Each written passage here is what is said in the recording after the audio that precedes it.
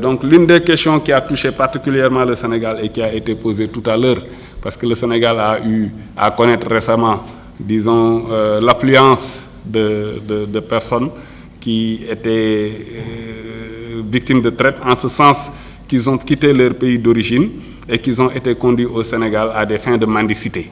Donc c'est vraiment de l'exploitation. Donc, l'exemple type d'une collaboration que vous avez eue, c'est que le gouvernement, ce n'est pas en réalité le gouvernement sénégalais qui a procédé au rapatriement. Le gouvernement sénégalais a facilité, mais c'est le gouvernement nigérien, parce que, disons-le, c'était des Nigériens.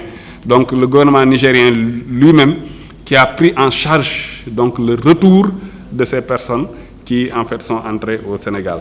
Mais la problématique que cela pose véritablement, elle est difficile à adresser. C'est difficile de faire face à cela parce que nous sommes dans un espace où la libre circulation est garantie entre les États. Donc, il y a des choses qu'on ne peut pas faire. Quelqu'un qui a tous ses papiers ou un enfant qui est avec toute sa famille, qui se déplace et tout ça, avec tout ce qu'il faut, et même parfois des adresses, des relais, suffisamment de moyens qu'il vous montre et tout ça. Mais vous n'avez aucun moyen de contrer ça.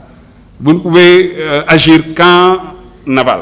Mais en amont, ce sera difficile de lutter contre ce phénomène-là. C'est une fois que le phénomène va se manifester sur le terrain, par le déploiement des enfants au niveau de la rue qui se mettent à mendier, ou en tout cas des gens qui se livrent à des cas de prostitution forcée ou de ce genre. C'est à partir de ce moment-là que vous pouvez réagir.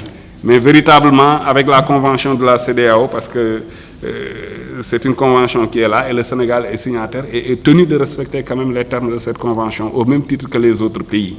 Donc ça ce n'est pas des contraintes majeures, mais c'est des réalités qui sont là dans le cadre de l'intégration entre les pays.